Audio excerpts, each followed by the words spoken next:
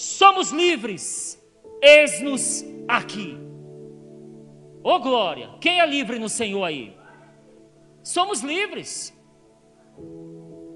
Uma liberdade já foi decretada sobre a vida de todo aquele que está arrependido dos seus pecados e abraçou a fé em Jesus Cristo e caminha nessa fé. Esse é livre. Ele declarou: está consumado. E assim livres, nos posicionamos e dizemos: Senhor, toma minha vida e usa-me. Eis-me aqui, envia-me a mim. Ele não nos libertou para ficarmos apenas nisso. Ele nos libertou para sermos agentes de libertação. Deus quer libertar muitos através de nós. Quantos creem? Ele nos libertou do império das trevas e nos transportou para o reino do Filho do seu amor, no qual temos a redenção, a remissão dos pecados.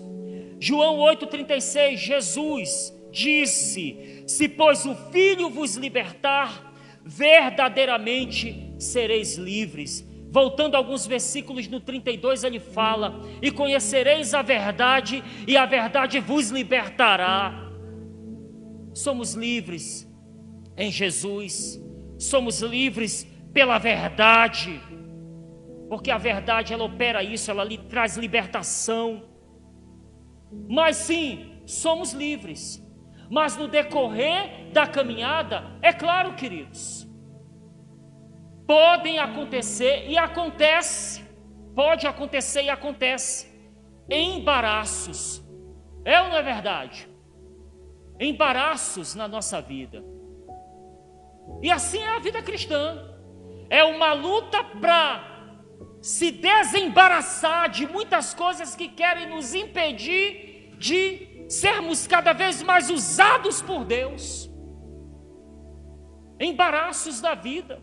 Hebreus 12:1, você conhece esse versículo? Portanto, também nós, visto que temos a rodear-nos tão grande nuvem de testemunhas, desembaraçando-nos de todo o peso e do pecado que tenazmente nos assedia, corramos com perseverança a carreira que nos está proposta. Há algo que foi proposto para nós, uma carreira, uma missão, um projeto eterno, um projeto espiritual, uma carreira proposta. Ele nos propôs coisas maravilhosas, e é maravilhoso sermos usados por Deus. É maravilhosa a sensação de ser usado por Deus, aquele momento em que você entende, eu estou nesse momento sendo usado por Deus, eu fui usado por Deus. Uau, isso é tremendo, traz uma sensação maravilhosa para o nosso ser, essa convicção, essa certeza, fazer algo para Deus, operar algo no nome do Senhor. Uma carreira nos foi proposta, é um privilégio, mas para executarmos isso, é necessário romper com os embaraços. E assim, desembaraçados, para atuar, vou colocar dessa forma, atuar no eis-me aqui. Assumir mesmo o eis-me aqui de coração sincero. É isso, é a nossa missão, queridos. É a nossa missão, fazer a nossa parte. Fazer a nossa parte, porque esse mundo está precisando muito que façamos a nossa parte. Precisando demais. O mundo está em estado de putrefação. Fede. Esse mundo é daqui para pior, querido. Não pensamos nós que, vai ter ali claro, Deus pode fazer isso. Vai ter aí uma salvação generalizada, uma tomada de todos os corações. O Senhor vai habitar em todos, literalmente em todos. Não, seria muito bom e Deus pode fazer isso, Mas, queridos, é o que a Bíblia mesmo fala: muitos são chamados e poucos escolhidos. Nem todos serão salvos, infelizmente. Mas a nossa missão é falar para todos, para o máximo que pudermos, máximo de pessoas. E esse mundo está carente. E Paulo falou, né? Como ouvirão se não há quem pregue? Como ouvirão se não há os que dizem: eis-me aqui, Senhor? Né? Como ouvirão? Como pregar se ninguém diz: eis-me aqui? Se ninguém se dispõe aí? É um confronto para a igreja essa palavra de Paulo. É um confronto, porque esse mundo está necessitado demais. Só o Evangelho pode restaurar. Só a aceitação do Evangelho, a fé na Boa Nova pode mudar. E o mundo se torna cada vez mais difícil. É bíblico. Você não pode andar à vontade na rua. É todo tempo aquela paranoia, aquele receio. E aí, olha para trás. Há um medo, porque esse mundo é assim, é mau. É todo tempo aquele receio de repente um filho do capeta apontar uma arma para nossa cara, para nos assaltar, entrar na nossa casa e fazer algo mal. A gente todo tempo atento com os nossos filhos, com as nossas crianças, porque de repente um filho do capeta pode querer vir e mexer com a criança. Querido, eu não posso me referir a uma pessoa que faz mal a uma criança de outra forma. É filho do capeta, filho de Satanás. Tem pessoas que, infelizmente, dando lugar ao diabo, tem a capacidade de fazer cometerem os males mais terríveis contra um ser desse, tão puro, tão indefeso. Filho do capeta. Filhos do capeta. E a Bíblia define muito bem 2 tipos de filhos: filhos das trevas, filhos da luz. A Bíblia fala exatamente assim: filhos de Satanás. Interessante que Jesus, uma vez falando para a multidão em um debate acalorado, um daqueles debates acalorados de Jesus com os religiosos, com os incrédulos ali ao seu redor, o confrontando, ele disse, João 8,44, para ser mais exato: vocês sois do diabo, que é o vosso pai, porque vocês fazem a vontade dele. Vocês são filhos do capeta. Interessante, me veio à memória também Atos 13, quando Paulo está pregando para uma autoridade, acho que romana, uma autoridade romana, e tem lá um cara chamado Elimas, o mágico. Elimas, o mágico, a Bíblia o apresenta dessa forma. E Paulo está pregando para essa autoridade: Jesus, o caminho, ele veio ao mundo, morreu, ele ressuscitou, é o Nazareno, aquele que fez maravilhas, pregando lá. E Elimas, o mágico, no pé do ouvido daquela autoridade lá, acho que era um procônsul, alguma coisa assim, era uma autoridade, Paulo pregando para ele, e Elimas, o mágico: acredita nisso não, isso é balela, esse cara veio para cá. Estou aqui parafraseando, ok? Usando minhas palavras, mas é mais ou menos isso que ele estava fazendo. Esse cara é um farsante, não acredita nisso não que ele está dizendo, mas a autoridade, sei lá, não acredita não. E Paulo, vendo aquilo, se irou, uma ira do Espírito Santo, e Paulo apontou o dedo na cara de Elimas, o mágico: filho do diabo, seu filho do diabo, tu és perverso, tu és maligno, malicioso. Agora a mão do Senhor vai pesar sobre ti, e tu ficarás cego. E aquele homem lá que estava sabotando a pregação do evangelho, aquele filho do diabo, sabotador da pregação do evangelho, atrapalhando alguém de se arrepender dos seus pecados, ficou cego. Mas nós, queridos, por que eu estou dizendo isso? Porque nós, igreja, temos a missão de levar esse evangelho. Ele pergunta: a quem enviarei? E nós dizemos: eis-me aqui, Senhor, eis-nos aqui. E nós levando o evangelho, que leva a verdade, que traz luz, tudo isso, essa ação, esse ato, ele tem o poder de transformar os filhos do diabo em filhos da luz. Aqueles que outrora estavam ali, à mercê, na influência de Satanás, se tornam agora influenciados pelo Espírito Santo. Amém? Esse é o poder do evangelho. É o poder da nossa missão. Levar a palavra, levar a verdade, levar luz. Só isso, apenas isso, transformará os filhos das trevas em filhos da luz. Aleluia. Se desembaraçem, lutem. É um monte de coisa, irmãos. É um monte de coisa querendo prender a gente todo dia. Todo dia. Amarrar, a gente quer correr e o negócio segura o nosso pé, e a gente puxa, e outra coisa já traca daqui. É um monte de laço. E se a gente não se esforçar, é um esforço. Desembaraçem-se. Lutem contra isso.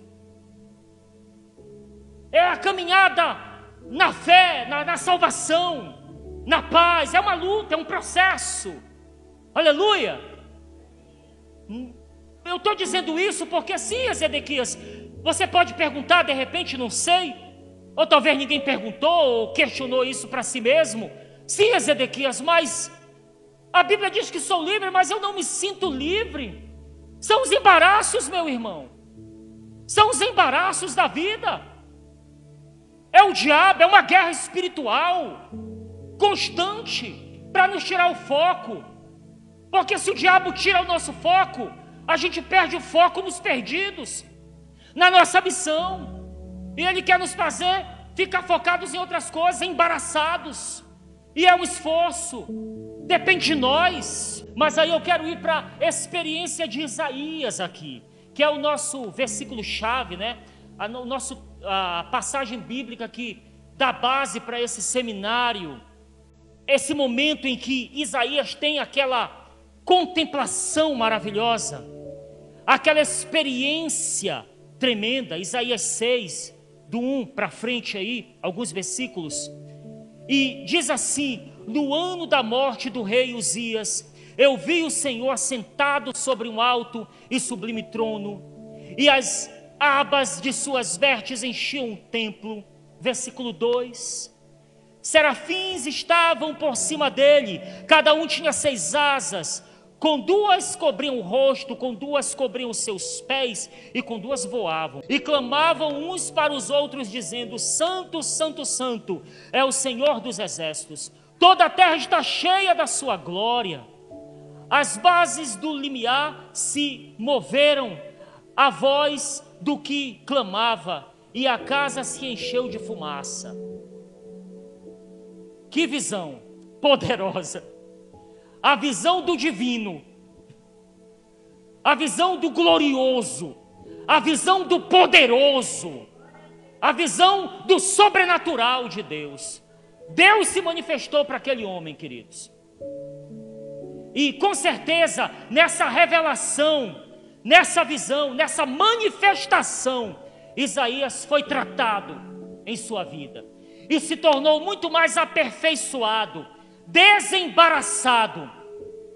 E depois disso, ele declarou: eis-me aqui. Mas vamos caminhar nisso aí, falando aqui desse ponto, uma observação que eu já até falei, a contemplação do divino. É muito interessante observarmos que sempre no chamado de alguém, sempre no momento do chamado, sempre no momento do eis-me aqui, o divino se manifesta. O sobrenatural de Deus se manifesta. Mas eu quero usar essa palavra, o divino, a glória.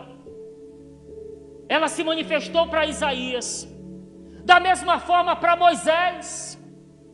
No chamado de Moisés, quando Moisés disse eis-me aqui, ele foi movido a dizer eis-me aqui pela manifestação do divino, do sobrenatural.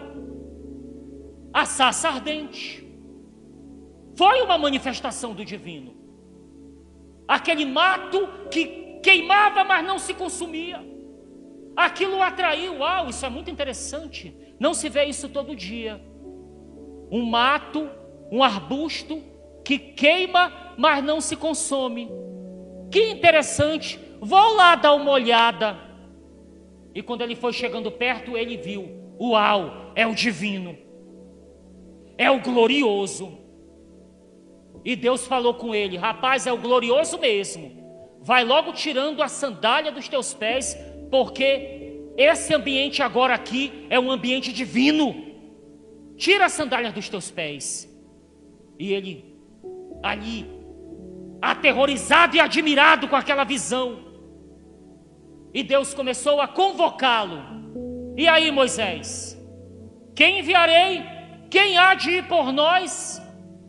Aí ele disse: eu vou. Claro que cheio de argumentos, não posso falar, não sei falar, não sei. E Deus deu outros sinais a ele, o divino se manifestando. Outro exemplo, Samuel.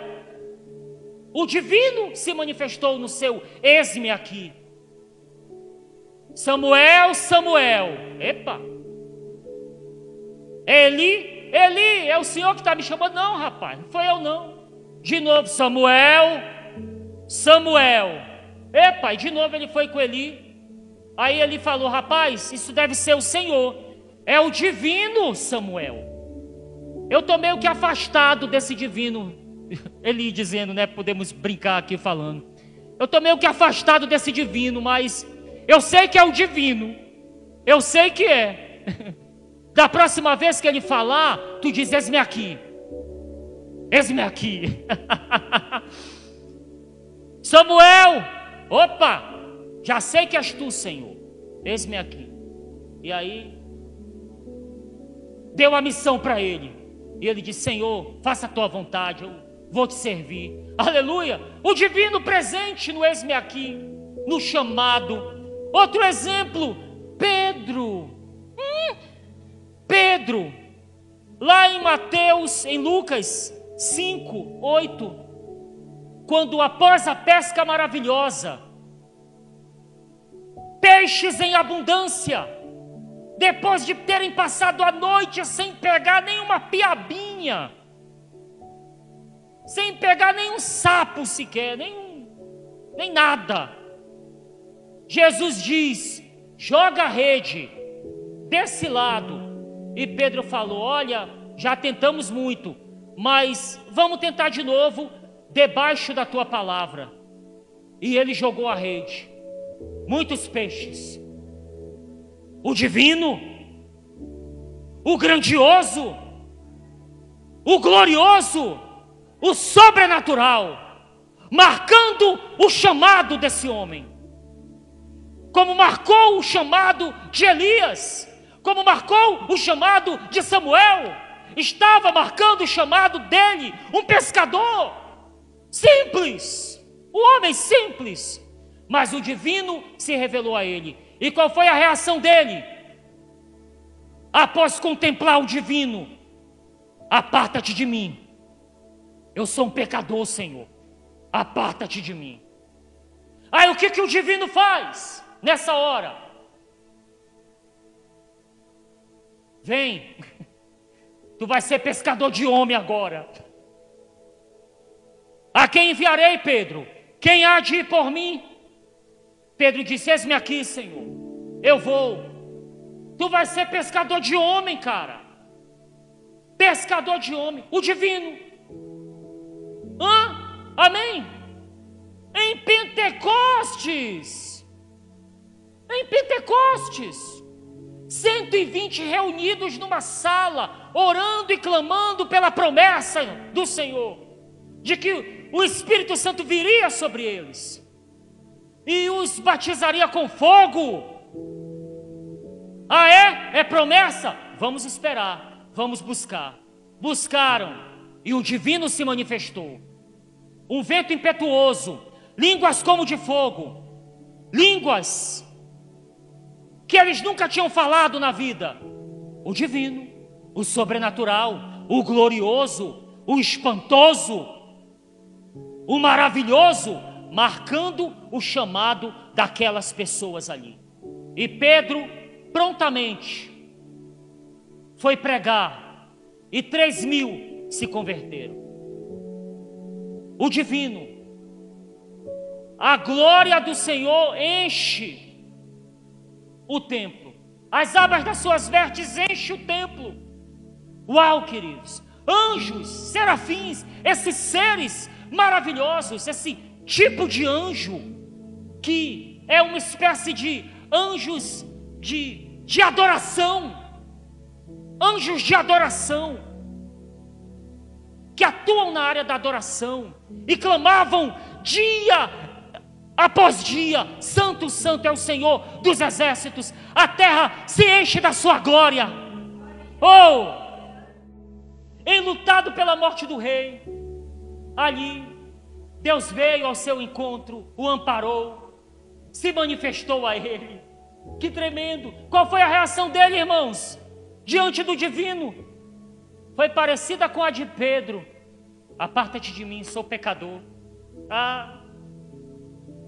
É muita glória, muita santidade. Quem sou eu para tu estar aqui comigo no meu barquinho de pesca? O meu barquinho de pesca, Senhor. Quem sou eu para tu estar aqui? Tu é divino, tu és o Senhor dos senhores. Aparta-te de mim. Mas Jesus não queria se apartar dele, queria era convocá-lo e tratar com ele, e curá-lo, e transformar ele em um grande pregador, em um apóstolo. E até hoje estamos aqui falando dele agora, desse homem. Mas olha só, nessa manifestação do divino, passamos até a noção da nossa realidade humana, como Pedro eu citei agora. Não somos nada, amém, queridos? Somos apenas um vaso e de barro, para que a glória seja apenas dele, amém? E ele falou no versículo 5, Isaías 6, versículo 5: então disse eu: ai de mim, estou perdido, porque sou homem e lábios impuros, habito no meio de um povo de impuros lábios, e os meus olhos viram o divino, viram o rei, viram o majestoso, o Senhor dos exércitos. Ai de mim. E de fato, querido, a nossa reação diante da glória do Senhor deve ser essa mesmo, de humildade. Ele disse: vou morrer, já era, a glória do Senhor está aqui, eu sou um homem pecador, eu vou ser fulminado nesse lugar. Ai de mim. Mas só que mais uma vez, assim como lá no barquinho de pesca, o Senhor, o divino, o soberano o convocou aqui. Mas olha só o ponto, ele disse: ai de mim. É uma noção da nossa limitação, da nossa humanidade, do quanto somos frágeis, quanto cometemos erros, somos imperfeitos. Ele entendeu essa humanidade nele. Se fosse outro, uau, eu vi a glória de Deus. Uau, eu sou o cara mesmo, hein? Sou um privilegiado. Vi a glória do Senhor. Eu sou um ungidão mesmo, hein? Eu sou ungidão, eu sou o profetão mesmo, eu sou o cara. Você sabia, irmãos, que tem pessoas que se gloriam por uma aproximação a mais de Deus? Esse homem estava diante da glória, da majestade de Deus, e ele se humilhou. E algumas pessoas, queridos, infelizmente, quanto mais oram, mais soberbas ficam. Quanto mais jejuam, mais soberbas ficam. Quanto mais vão para o culto, mais soberbas ficam. Elas começam a se achar os super espirituazões, sabe? Eu já vi pessoas assim, super espirituazonas. Não, sabe? A gente percebe até no ar, no comportamento, quando muito pelo contrário, cara. Quanto mais perto de Deus, nós temos que notar a nossa insignificância, o quanto somos pequenos. O adorador é aquele que entende quem Deus é e também entende quem Ele é. Esse é o adorador. Se posiciona com humildade diante do Senhor. Com humildade. Não porque eu tenho visão, não porque eu tenho revelação, não porque, sabe? Eu conheço um irmão que ele não sabe falar de outra coisa, queridos. Quando a gente está conversando com ele, não é daqui dessa congregação não, para você ficar tranquilo. Mas meu irmão, toda vez que só é eu. Não, porque eu tive uma visão ontem, irmão. Não, porque eu tive uma revelação. Ontem eu estava numa vigília. Eu abri agora um jejum de 40 dias, irmão. E Deus se revelou para mim de uma forma tremenda e tal. Eu tive a visão disso, a visão daquilo. Eu todo tempo falando disso, dessas coisas. E sinceramente, querido, eu percebo que é uma certa soberba espiritual. Não deve ser assim. Pelo contrário, deve ser humildade. É o Senhor. E pela sua graça, misericórdia, eu estou diante dele. Pela sua infinita misericórdia, ele se manifestou para mim. Ai de mim, eu vou morrer aqui. Vai morrer nada, cara. Anjo, pega ali uma brasa daquele altar. E com uma tenaz, o anjo pegou, tenaz aquele, né? Aquele ferro que mexe na brasa. Ele pegou, o anjo com uma tenaz, pegou uma brasa e tocou na boca dele, pum, e o purificou, porque ele já declarou logo ali: eu sou um pecador mesmo, eu tenho lábios impuros. O que vamos fazer diante do divino, irmãos?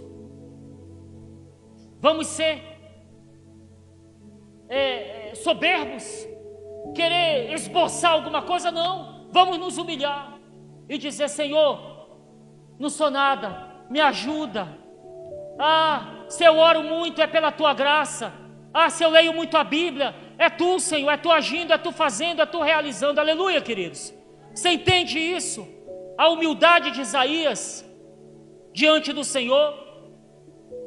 E ele foi purificado ali naquele momento, tocado pelo Senhor, se desembaraçou do medo de tantas coisas.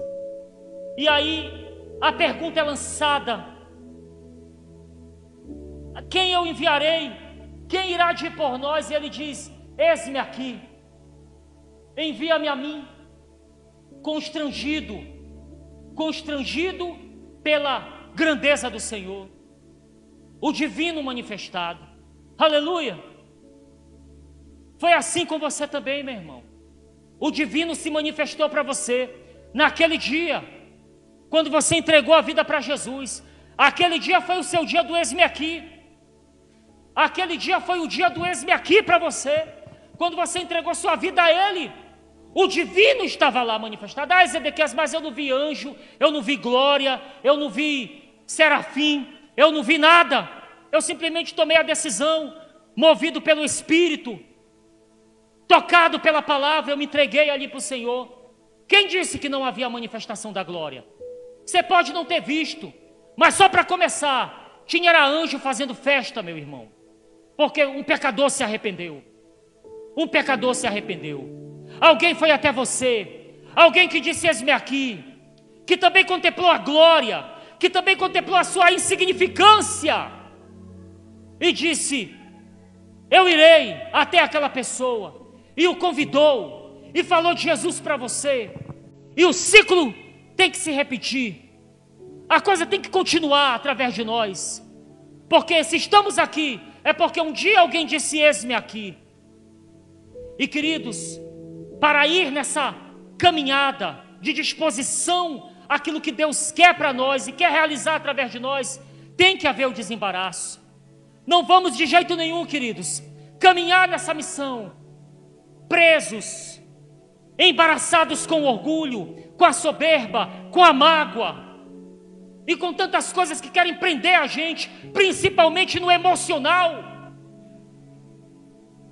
que é uma área que o inimigo muito atua para travar a gente no emocional.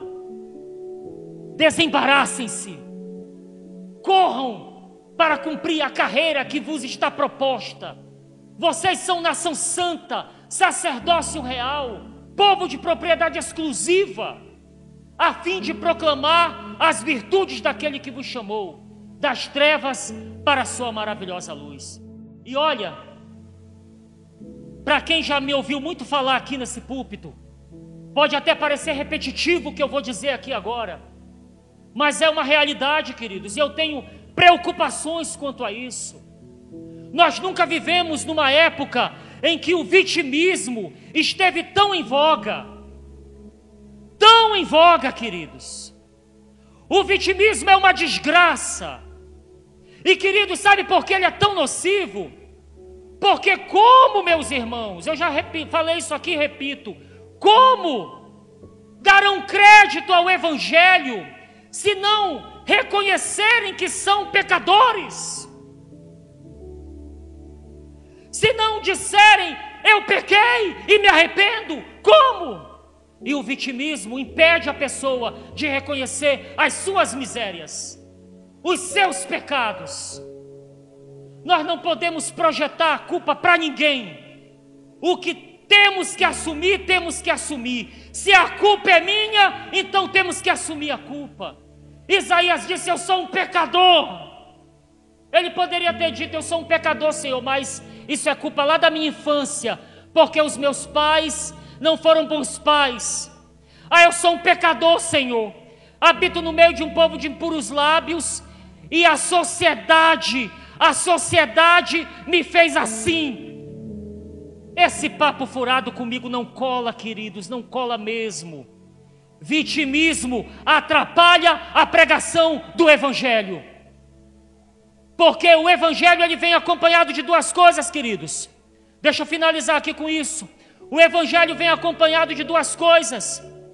O Evangelho propriamente é a boa notícia, a boa nova de salvação, mas ela vem trazendo uma outra informação importante. Qual é? Uma informação até ruim. É uma notícia ruim e uma notícia boa. Quando você pergunta, quando alguém chega com você e diz: eu tenho duas notícias para você, uma ruim e uma boa, qual que você quer primeiro? Me conta logo a ruim, depois a boa vem consolando, confortando. Então tá, notícia ruim: você é pecador. Você é um pecador que precisa se arrepender, senão você estará perdido eternamente. Notícia ruim. Aí a pessoa: ai meu Deus, eu sou um pecador, é verdade. Eu cometo erros, eu cometo falhas. Mas qual é a boa notícia? A boa notícia, meu querido, é que Jesus te ama, e Ele morreu por você, e você tem nele o perdão dos seus pecados, e você pode ser salvo. Você entende? É nós nos posicionarmos livres de todo o embaraço. Livres, somos livres, eis-nos aqui. Amém, queridos? Você entende isso? Você entende o peso disso? Amém? E queridos, e olha, uma coisa é certa: somos livres em Jesus Cristo. E todo esse embaraço, muitas vezes, sabe como ele cai? Primeiramente, reconhecendo os embaraços e lutando contra eles. Mas sabe o que Isaías 58:10 fala? Se abrires a tua alma ao faminto,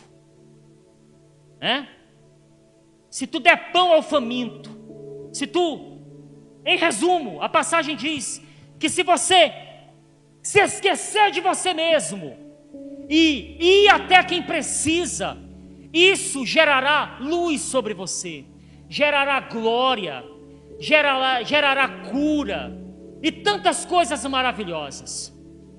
Sabe? Dizer eis-me aqui e viver o eis-me aqui, livre de todo o embaraço, queridos, sabe, vai gerar cada vez mais glória na nossa vida, mais unção. Seremos cada vez mais velozes, correremos como cavalos, velozes, com resistência, fortes. Aleluia! Somos livres. Eis-nos aqui, amém? Quem pode dar um aplauso ao Senhor por isso, amém? Aleluia!